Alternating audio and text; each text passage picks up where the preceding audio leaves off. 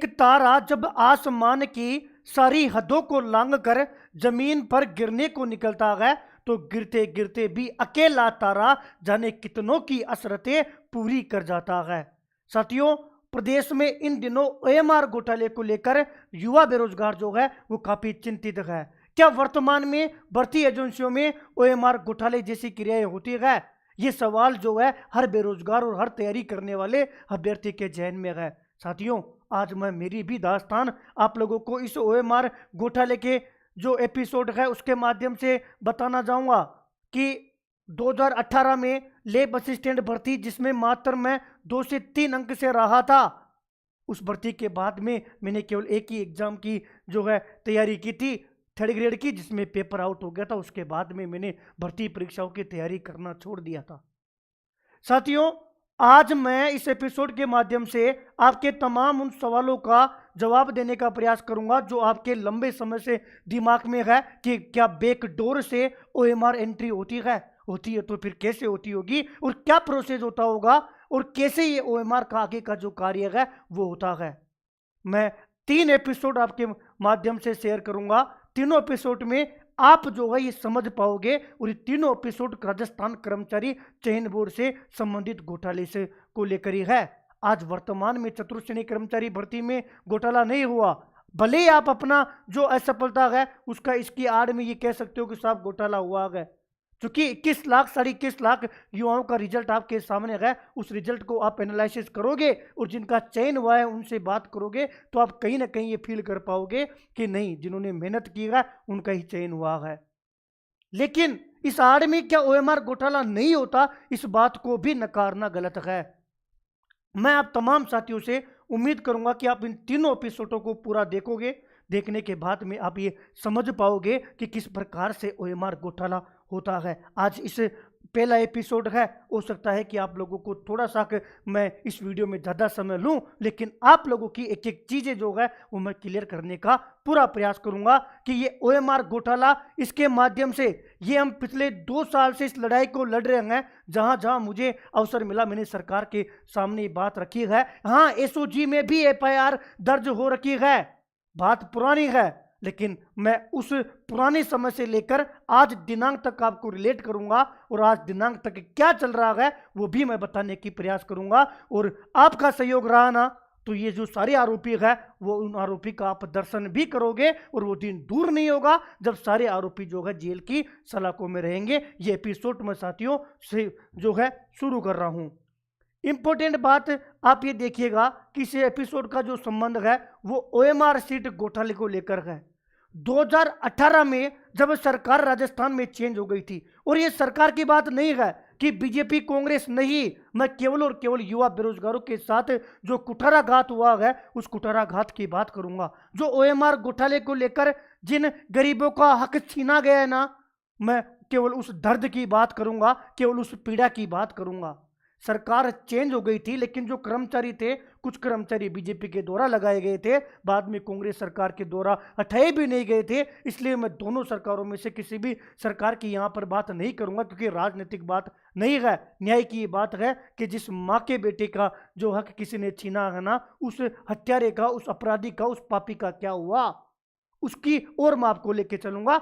इसलिए अगले एपिसोड में मैं आप लोगों को जहां जहां जो बातें बोल रहा हूं ना उसके समतुल्य की समकक्ष कि उस दौरान बोर्ड में कितने कर्मचारी थे, क्या क्या उन कर्मचारियों की प्रतिक्रिया रही, किसके पावर क्या, किसके पास क्या पावर थी और किसने कौन सी पावर लेने का प्रयास किया, वो सारी बातें मैं बताऊंगा।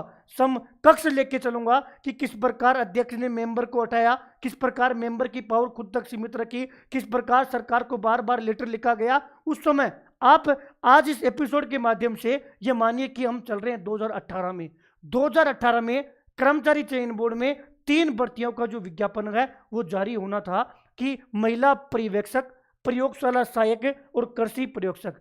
ये तीनों जो भर्तियां हैं वो कब की है भैया? 2018 की तीनों भर्तियां हैं।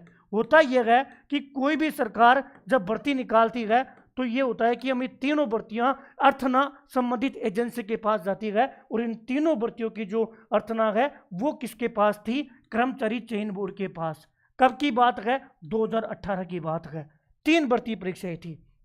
नियम ये कहता है कि जब आपके पास अर्थना आती है, जब आप किसी भी भर्ती की एग्जाम करवाते हो तो जो पेपर एक्सपर्ट होते हैं उनके द्वारा आप पेपर का निर्माण करवाओगे, लेकिन उसके बाद में जो रिजल्ट बनता है उसको लेकर एक प्रोसेस होती है। जिस प्रकार आप कहते हो ना कि ठेका निकाला जाता है, उसी प्रकार एक निविदा निकाली जाती है कि हम जो है इन 3 एग्जाम है और इन 3 एग्जाम की निविदा निकाल रहे हैं। ये सारा जो काम है वो आरएसएसबी में एक जिम्मेदार जो पर्सन होता है उसकी देख रेख में होता है। ठीक उसी प्रकार इन तीनों भर्तियों की निविदा निकाली गई। हनुमान भैया, आपकी बातों पर हम भरोसा क्यों करेंगे कि आप बताने से पहले तो बताओ कि हम आपकी बातें सही है ये भी तो माने। इसलिए पहले मैं आपको ये और क्लियर कर देता हूं कि ये सारी जो बातें हैं ना, ये सारी बातें मैं एफआईआर नंबर 0958 कहाँ की थी? गोमती नगर, लखनऊ, यूपी की। कौन कौन सी धाराएं लगी? ये 6 धाराएं लगी। और घटना कब की है? 15 अगस्त 2019 की। ये कहानी आपको आज समझ में नहीं आएगी, इसलिए मैं आपको यहीं तक सीमित रख रहा हूं कि आप पूरी बातें सुनोगे तो मैं उम्मीद करूंगा मैं समझाने में भी सफल रहूंगा और आप लोग समझने में भी सफल रहोगे। तीनों भर्तियों को लेकर के हम इनका पेपर, एक काम तो पेपर वालों ने पेपर वाला काम शुरू किया और कर्मचारी चयन बोर्ड में जिम्मेदार पर्सन जो थे उन जिम्मेदार पर्सन के द्वारा इन तीनों भर्तियों को लेकर कि इनका रिजल्ट भी तो बनवाएंगे, तो उसके लिए निविदा निकाल दी गई। और वो निविदा जब निकाली गई तो निविदा किसके नाम पर, या फिर जिसको बोलते हैं कि जिसको ठेका दे रहे हो ना, वो ठेका किसके नाम छूटा कि कौन करेगा? तो वो निविदा जो है वो किसको मिली? राघव, राघव नहीं है, याद रखना कि राघव लिमिटेड कंपनी, ये कंपनी थी कहाँ की? यूपी की एक कंपनी थी। उस कंपनी को ये निविदा जो है निकल जाती है, जारी हो जाती है, या यूं कहें कि ठेका इसको मिल जाता है कि राघव लिमिटेड कंपनी को ये काम मिल जाता है। अच्छा, ये कंपनी काम क्या करती थी? ये कंपनी काम करती है विभिन्न राज्यों में जो भर्ती परीक्षाएं होती है उन भर्ती परीक्षाओं का डाटा तैयार करना या डाटा एंट्री का और उसका रिजल्ट बनाना, कि यही लोग उस ओएमआर को स्कैन करेंगे, आंसर के अनुसार उसका रिजल्ट बनाएंगे, पूरा डाटा तैयार करेंगे और फिर से संबंधित एजेंसी है उसको देंगे। हाँ, काम जो होगा वो संबंधित एजेंसी में होगा, लेकिन काम करेगा कौन? ये कंपनी वाले। ये राघव लिमिटेड कंपनी को उन 3 भर्तियों का टेंडर मिला। टेंडर मिलने के बाद में राघव लिमिटेड कंपनी जो है वो ये काम करती थी, इसलिए इसको ये टेंडर मिल गया, इसने वो आवेदन किया। अब यहाँ पर भी तो जुगाड़ हो सकता है ना कि आप जो है आपकी मर्जी की जो कंपनी है उसी कंपनी को टेंडर जारी कर सकते हो, चूंकि जहाँ तक मुझे पता है इसमें सरकार का इन्वॉल्व नहीं होता, भर्ती एजेंसी तक की कहानी सीमित होती है। अब इस काम को करने के लिए कोई कंपनी है तो कंपनी के पास कितना स्टाफ चाहिए, कितने लोग चाहिए? ना, ज्यादा लोग नहीं चाहिए। ये बात भी सोचने लायक है। केवल 2 व्यक्ति चाहिए। कौन कौन? एक प्रोग्रामर और एक data entry operator. Data entry operator तो किस लिए? अरे कंप्यूटर पर बैठ के डाटा को जो है तैयार करने वाला, एंट्री करने वाला, एक तो डाटा एंट्री ऑपरेटर चाहिए और उस सारा जो प्रोसेस है वो एक प्रोग्रामर चाहिए। मैं धीरे धीरे आप समझ पाओगे कि सरकार चाहे तो इस सिस्टम को और सॉलिड कर सकती है। प्रोग्रामर और डाटा एंट्री ऑपरेटर 2 कर्मचारी चाहिए होता है। जहां भी कंपनी को टेंडर मिलता है कंपनी उस भर्ती एजेंसी में केवल अपने 2 आदमी भेजती है, एक प्रोग्रामर और एक डाटा एंट्री ऑपरेटर। दोनों जो है उसी काम को कर जो है फ्री कर देते हैं एंट्री का और परिणाम जारी करने का। उन तीनों भर्तियों की इस कंपनी को टेंडर मिलता है, कंपनी ने डाटा जो है एंट्री करने और रिजल्ट बनाने की जिम्मेदारी लेती है कंपनी। इसके अलावा आप लोगों को पूरा कहानी समझने के लिए ये 5 नाम और आपको याद रखने हैं ताकि पूरी कहानी आप समझ पाओ। भैया, यूपी की कंपनी थी, ये सारी बातें गोपनीय होती है, लेकिन चूंकि जब पूरा मामला सामने आ गया, आधा सॉरी आधा अधूरा सामने आ गया। हम 2 साल से तो हम पीछे पड़े हुए हैं।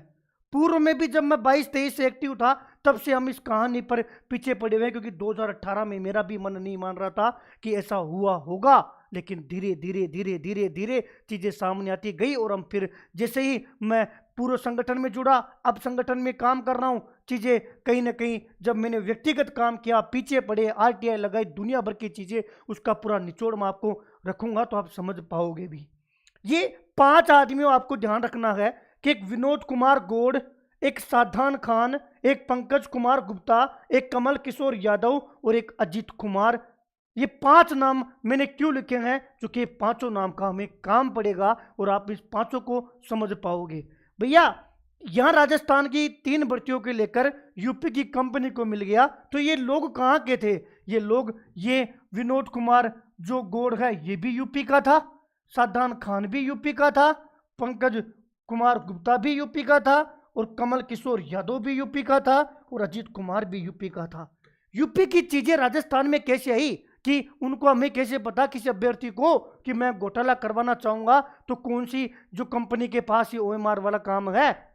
यहाँ पर ये विनोद कुमार गुप्ता है ना, ये सबसे बड़ा अपराधी रहेगा। और जो सादान खान है ना, ये दोनों कौन थे? ये दोनों थे क्योंकि जिस कंपनी को टेंडर मिला था ना, राघव लिमिटेड कंपनी, उस कंपनी में ये तो था प्रोग्रामर और ये जो था डाटा एंट्री ऑपरेटर। 2 आदमियों की जरूरत पड़ती है, तो कंपनी ने इन दोनों आदमियों को नियुक्त किया कि भाई विनोद कुमार गौड़ और सादान खान, तुम दोनों को क्या काम करना है? तुम्हें जयपुर जाना है और राजस्थान कर्मचारी चयन बोर्ड की 3 भर्तियां हैं। इन तीनों भर्तियों को आपको डाटा एंट्री का और रिजल्ट तैयार करने का काम करना है। ये सारी गोपनीय बात होती है।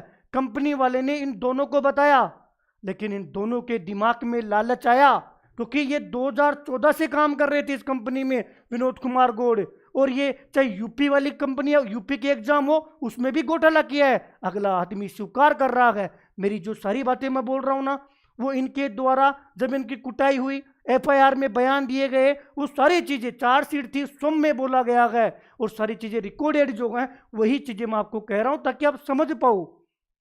इन दोनों के द्वारा दिमाग में चीजें लाई गई कि क्यों ना हम इन तीनों भर्तियों में जो है धांधली करके पैसे कमाएं। लेकिन जो सबसे बड़ी समस्या आती है ना, वो यही आती है कि यार हम रह गए यूपी के, हम यूपी के हैं, हम बंदे कहां से लाएंगे? बंदे कहां से लाएंगे? इन दोनों ने किसको बोला? इस विनोद कुमार गुप्ता को। विनोद कुमार गुप्ता कौन था? विनोद कुमार गुप्ता, सॉरी, इन दोनों ने किसको बोला? पंकज कुमार गुप्ता को। और पंकज कुमार गुप्ता कौन था? इस विनोद कुमार गौड़ जो है उसका मित्र था, घनिष्ठ मित्र था। इसने पंकज कुमार गुप्ता को ये बोला कि पंकज, हमें 3 भर्तियों का जो है हम डाटा एंट्री भी करेंगे और रिजल्ट भी बनाएंगे। अगर राजस्थान में कोई मिलने वाला हो ना, तो तू एक काम कर, हमारे लिए तू काम लेकर आ जा। 5 लाख रुपए हम एक बच्चे के लेंगे, ओएमआर भरवाने के, पूरा उसका रिजल्ट बनाकर दे देंगे।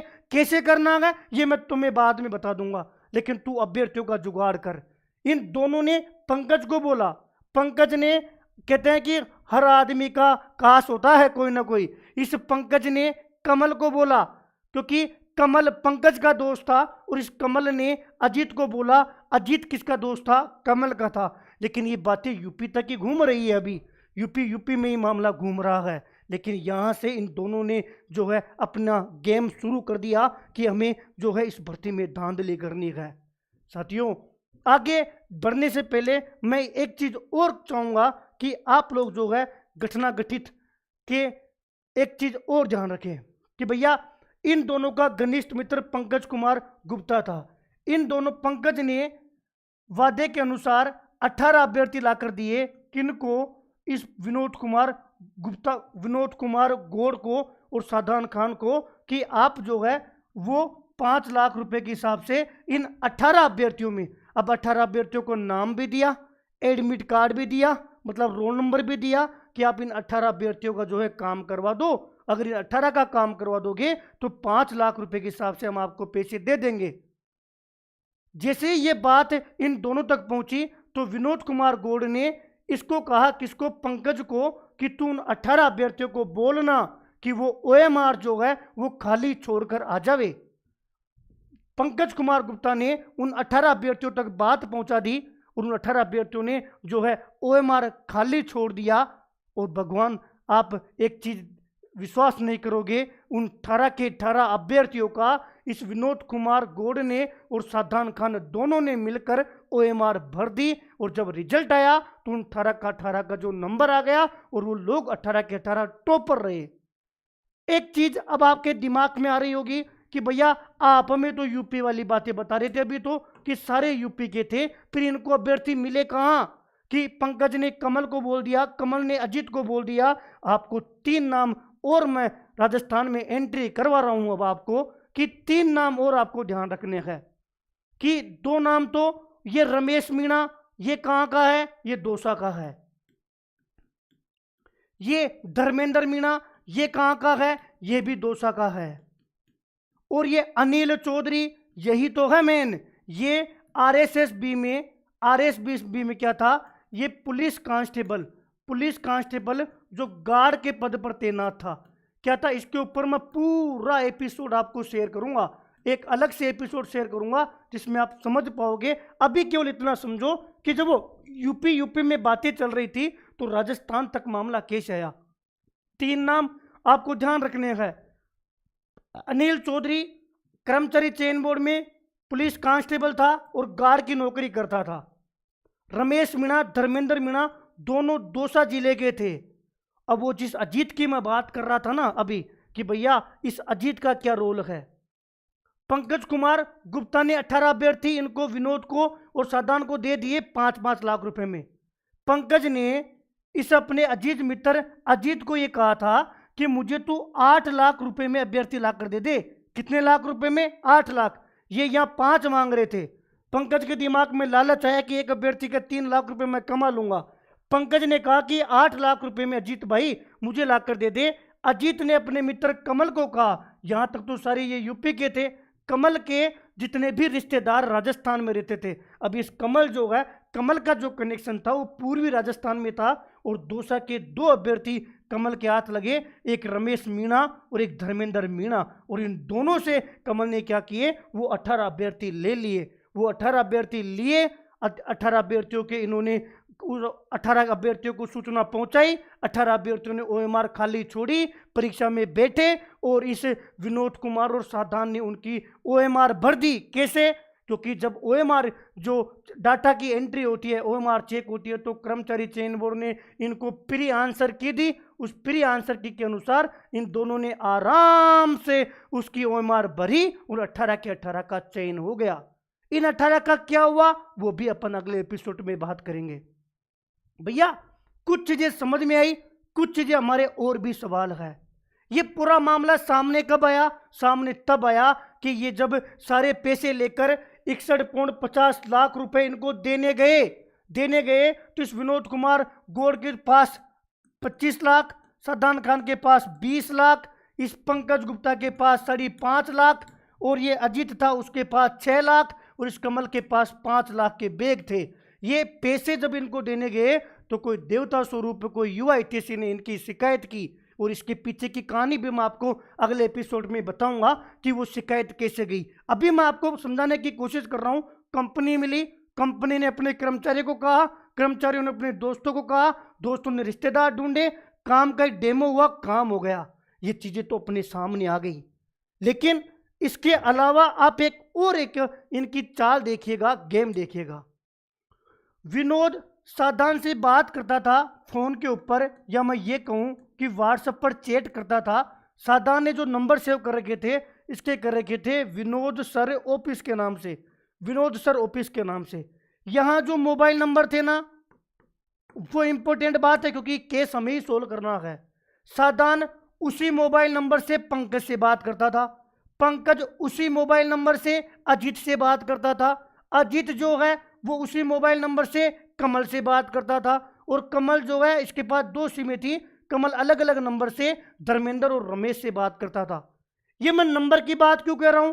ये बात इनके फोन से भी चेक की गई तो भी सही पाई गई, और जो इलेक्ट्रॉनिक जो सर्विलांस होता है उससे चेक की गई तो भी सही पाई गई। और उस समय इन्होंने ये चीज कबूल भी की, कबूल की कि ये मोबाइल नंबर जो विनोद के मोबाइल नंबर, जिस मोबाइल नंबर से साधान से बात करता था, साधान उसी नंबर से इनसे बात करता था, और ये अपने राजस्थान में दौसा जिले में इनकी एंट्री हो गई। और यहां से केवल और केवल 18 अभ्यर्थियों का ये घोटाला हमारे सामने आया।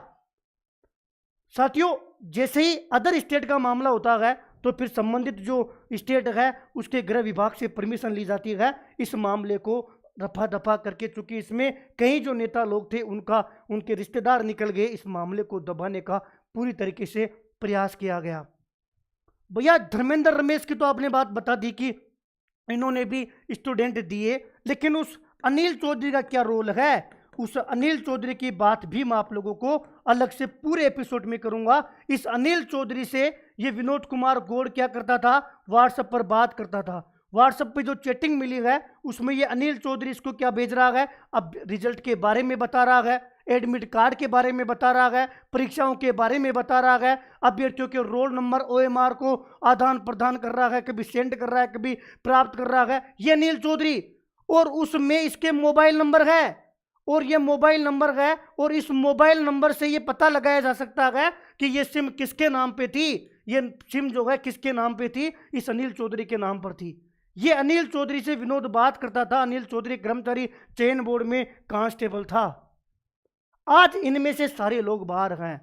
कौन पकड़ा गया, कौन नहीं पकड़ा गया, क्या ये अनिल चौधरी पकड़ा गया? नहीं तो क्यों इसको बचा लिया गया? उन 18 अभ्यर्थियों के साथ क्या रहा?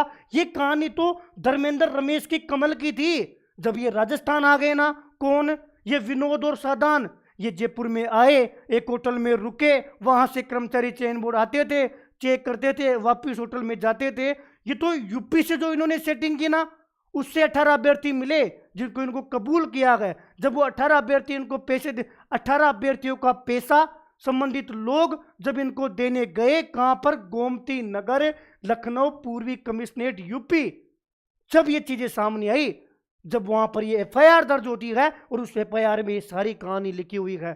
जब ये जयपुर आकर इन्होंने क्या कांड किया, इस अनिल चौधरी ने कितने लोगों को लगाया, इसने क्या कांड किया, ये सारी बातें मैं आपको अगले एपिसोड में बताऊंगा।